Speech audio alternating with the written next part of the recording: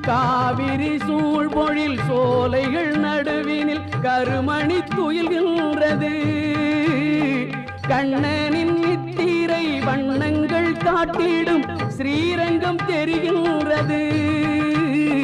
கண்ணனின் நித்திரை வண்ணங்கள் காட்டிடும் ஸ்ரீரங்கம் தெரிகின்றது. ஸ்ரீரங்கம் தெரிகின்றது.